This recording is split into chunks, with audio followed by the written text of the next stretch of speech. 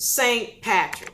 Going into St. Patrick because I had this woman who was giving so many props to the Irish people. And she's going on about the Irish did this and the Irish were great and the Irish were... Let's clear this up about who the Irish were, all right? So I talked about, because this person was upset when I spoke about where your Albion comes from. So I have to backtrack. I got to put the preface on this so that you understand all of this information for those of y'all who are new to this channel. Do not knee-jerk in this channel, in this room. I'm giving you the facts that I have found in my research. I want you to go and look it up. And whatever you find, come back and let's have an intelligent discussion. Don't be telling me about what your public school education told you, all right? Because they've been lying to you. So we're clearing up the lies so you can go and look up the facts for yourself. Okay, so according to my research, the Albion came about because of somebody specifically manipulating a gene. They suppress the carbon or the melanin in the genes purposely to create this light-skinned being. All right. In doing so, this being could not take the typography of the place where they was created, which according to my research, it was in the land that we know of today as Argentina. It was hot. All right. And so according to research, because it was so hot, and you can find this in some biblical texts, but because it was so hot, they were moved to climates that were cooler and more cloudy, some of which include Ireland, Sicily. Some of y'all hear the name Caucasus Mountains. You hear that a lot. But they were moved to these areas where they began to procreate and they began to increase in number. All right. And so what ended up happening as they started to increase in number and they started procreating, then the Moors and your Barbary companies and countries, they started to kidnap these people from these places. Ireland being one of them. Sicily, all right? We got the Caucasus Mountains, other places where they were just being kidnapped and put into slavery, sold into slavery in different lands, one of those lands being Morocco.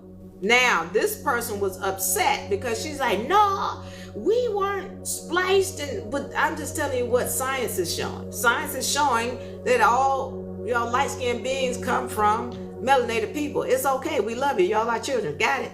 So now, here's the deal, getting to who St. Patrick was, all right? St. Patrick was known, and y'all hear about St. Patrick's Day, little guy in the green with the little hat and the little clover thing on it. Okay, that guy, that's a leprechaun, all right? We need to talk about who that leprechaun truly represents, okay? And who it was originally. So now, what's happened is, this St. Patrick guy, he comes in, and this was the guy who was known to have removed Ireland, removed all the snakes from Ireland. Let's go into this story. I'm gonna read this and then I'm gonna tell you what this story says so we can be clear on it. All right, St. Patrick.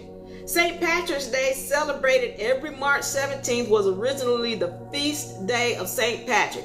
Originally celebrated with religious feasts and services, St. Patrick's Day became a secular celebration of Irish culture when it reached the United States alongside Irish immigrants, says a Britannica article detailing history of St. Patrick's Day.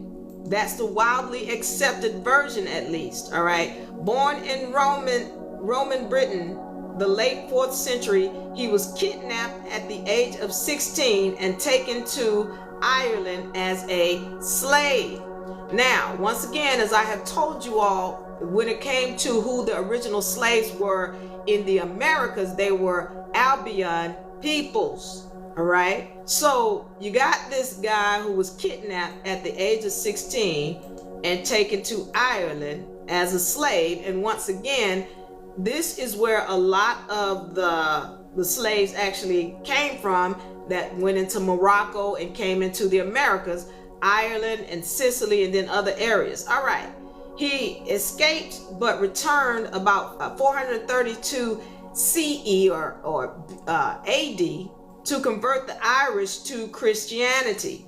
By the time of his death of March 17, 461, he had established monasteries, churches, and schools. All right, so now let's understand what has happened. We're going on this St. Patrick and what really happened.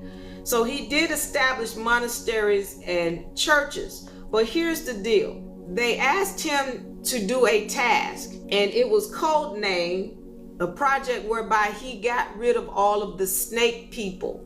Now, I need y'all to understand who the snake people were. These supposedly the original inhabitants of the land, and the Irish, these light-skinned people were taken to that land because they needed a place where they could be without that they could take the topography, where it wasn't too hot for them. All right, and let me say this, even to this day, because Albanians have taken over Argentina. They have. Melanated people make up less than 1% of the population of Argentina. I don't even look at that as something that's surprising because of what happened in that land.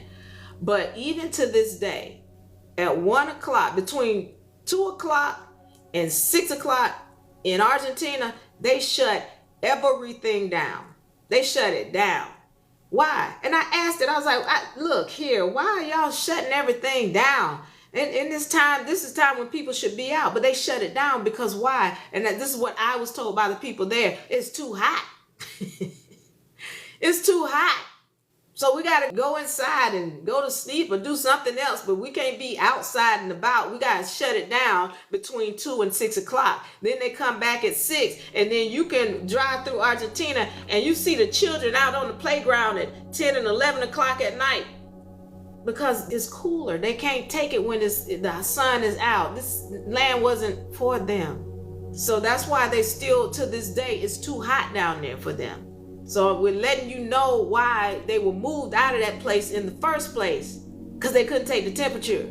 Now they back in the land, and it's clear that they still can't take the temperature, but they cope with it by shutting everything down between 2 and 6 when it's hottest. All right? So now we're understanding that. We're understanding that, how these people actually left there. They ended up in, places like Ireland.